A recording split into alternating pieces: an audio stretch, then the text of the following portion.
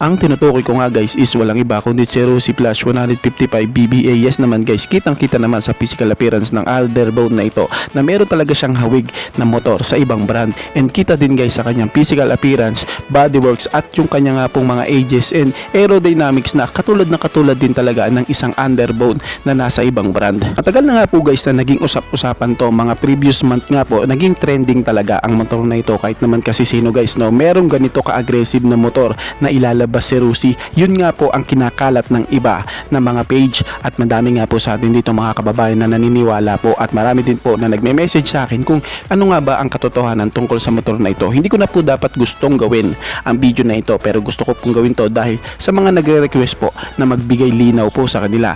Kasi guys, ang iba talaga guys is inaantay talaga ito, yung tipong meron na sana silang gustong bilhin na motor dahil nga po may nilabas na ganitong klaseng balita ang ibang page na mailalabas si Rossi na ganitong motor.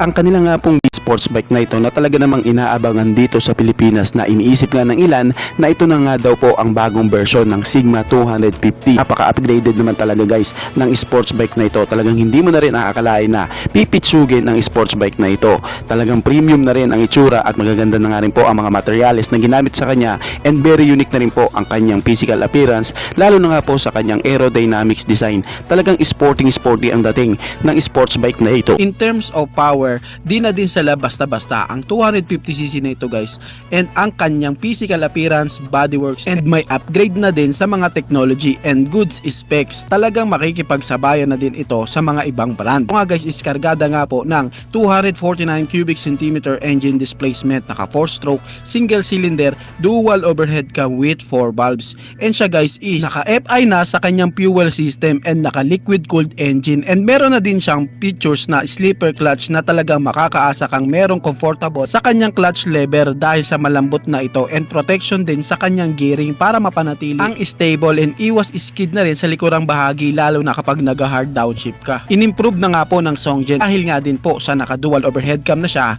makakaasa ka na smooth engine na ito. Well, kamusta naman sa kanyang power output? Na is merong maximum power na 29.2 HP at 9,500 RPM, and meron naman siyang maximum torque na 22.5 Newton meter of torque at 7,500 RPM. Alam mo ba na ang engine ng Cyclone RC250 is same po sa engine ni Aprilia GPR 250cc. Yes po, kaya makakaasa kang matibay, may quality, and talagang may power performance ang sports bike na ito, kasi mismong si Aprilia nga po mismo ang nagmanufacture ng engine na ito para ipagamit kay Songjen para sa kanilang RC250cc. Isa pa sa improvement nila guys is yung kanilang power to weight ratio ng bike, kasi para sa 29.2 HP na merong overall na timbang na 155 kg, masasabing malakas po talaga ang arangkada nito, accurate, and talagang di ka mabibitin. Is naka-inverted fork sa harapan and naka-monoshock naman sa likuran, and ito nga guys is naka-disc brake sa harapan and likuran sa kanyang braking system na meron na nga pong dual channel ABS, naka-full TFT panel gauge, and ang pinaka-highlights nga po sa kanya is yung kanyang single-sided swing arm and naka-underbelly exhaust para mangibabaw ang highlights ng motor na gulong sa likod na parang nakalutang.